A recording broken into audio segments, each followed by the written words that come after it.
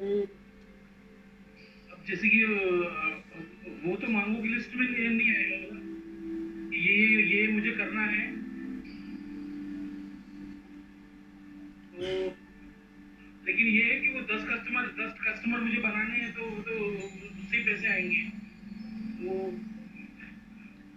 बात तो एक ही नहीं। वो नहीं लिखूंगा तो मैं फिर इधर उधर भूल जाऊंगा, भटक जाऊंगा, काम में ध्यान नहीं रहेगा। लियो,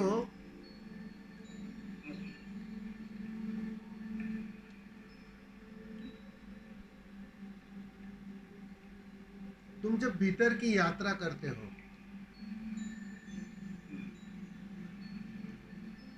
और संसार में, समाज में जीते भी हो, अब दोनों रास्तों को इकट्ठा मत करो। बाहर के जगत में फैलने के लिए, धन अर्जित करने के लिए, अपने लिए, स्वयं के लिए दुख के पहाड़ खड़े करने के लिए तुम्हें गोल बनाने पड़ते हैं। उसमें कोई आपत्ति नहीं है, निसंदेह बनाओ गोल, निसंदेह टारगेट बनाओ, निश्चित करो, संकल्प जुटाओ।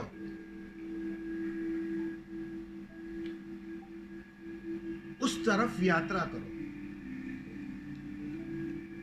वो तो जरूरी है। जीवन दुख है, जीवन पीड़ा है, ये शिक्षा देगा कौन? ये समझ देगा कौन? यही संसार। ये संसार से सुंदर पाठशाला अब तक बनी ही नहीं कोई। भागना मत इससे, कीमती पाठशाला है। भटकना पड़ता है, बेचैन होना पड़ता है। बेचैन होने के लिए तुम्हें निसंदेह ये बाहर की यात्रा पूरी तरह से करनी पड़ेगी, पूरे पागलपन से करनी पड़ेगी। धन व्यर्थ है, संसार व्यर्थ है। ये जो समझ है उससे गुजर कर ही आ सकती है। मैं तुम्हें समझा दो, एक शादीशुदा बेचारा रोज समझाता है कि भैया शादी मत करना, 30 साल हो गए मैंने शादी कर। वो बेचारा रोज प्रवचन देते रहता है। सारे शादीशुदा की यही एक पीड़ा है। जैसे ही 10-20 साल होते हैं, बस उसके प्रवचन शुरू हो जाते हैं कि भैया शादी मत करना। तुम्हारी शादी हो गई क्या लियो? नहीं नहीं। अच्छा, तो शादी मत करना,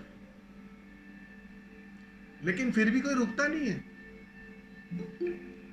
वो तो उस आग में जब छलांग लगाता है और उसके भी 10 साल हो जाते हैं, तब उसको पूछना जरा, पहले मैं रोक रहा था तो सुन नहीं रहा था, अब क्या करनी है शादी? अब ये समझ तुम्हारे शब्दों से नहीं आती है। ये समझ के लिए आग जलाती है, ये जानने के लिए आग में हाथ डालना पड़ता है। और समाज, संसार उसकी सुविधा जुटाता है। इसलिए बहुत कीमती है ये। इसलिए तुम्हारे गोल भी बहुत कीमती है। गोल को अगर उपलब्ध भी हो जाओगे, पा भी लोगे, फिर भी कुछ नहीं मिलता है, ये बात कौन समझाएगा? फिर भी तृप्ति नहीं आती है, ये बात कौन समझाएगा? अंबानी ने, अदानी ने, इतने बड़े बड़े ने बहुत सारे गोल बनाए और उनके तो समझो 99% गोल पूरे हो गए हैं। कभी मौका मिले तो अकेले में पूछ लेना उनको, मिल गया जो गोल लेकर तुम आए थे, तृप्ति मिल गई? नहीं। बस गोल शिफ्ट होते रहता है। उसी का नाम बेहोशी है। एक ही गलती जो बार बार करे वो ना समझे, लेकिन गलती करने से जो भागे वो भी ना समझे। गलती करनी है, निश्चित ही करनी है, गोल बनाने हैं, छलांग लगानी है इस आग में और उसकी व्यर्थता जाननी। बस इसी शिक्षा के लिए तुम आए हो, इसी लेसन के लिए तुम आए हो। ये जो जन्म मिला है ना, बस ये शिक्षा पूरी करने के लिए मिला है कि ठीक से सारे अनुभवों से गुजर जाओ। जहां कहीं भी कोई भी आंच दिखाई पड़ती है,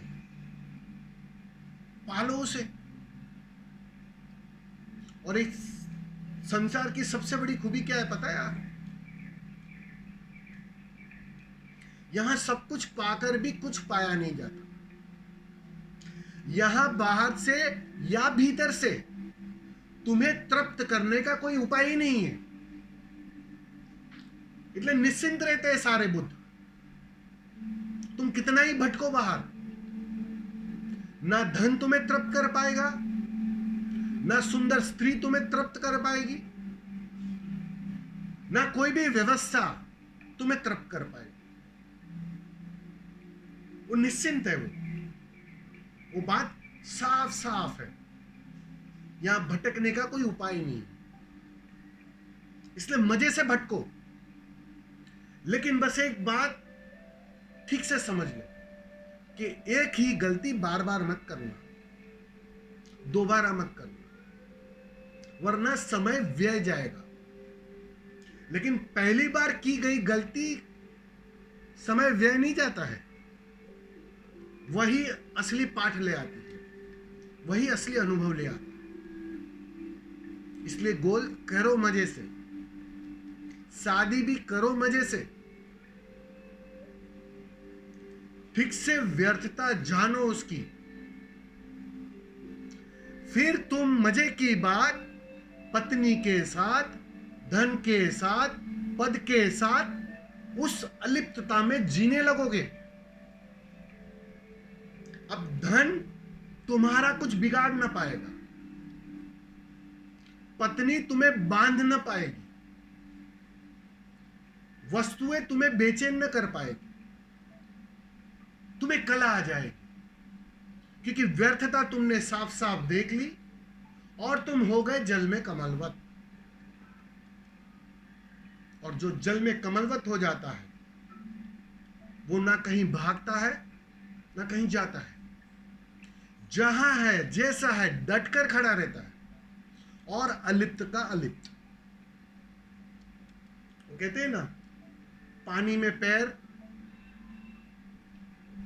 जाते हैं लेकिन पानी को पैर छूते नहीं, गीले नहीं होते, वो अवस्था आ जाती है। बस इसी अवस्था की बात कर रहे हैं जानने वाले। इसलिए लियो, मजे से करो। समझ में आ रहा है ना? हाँ समझिए, हो गया। धन्यवाद।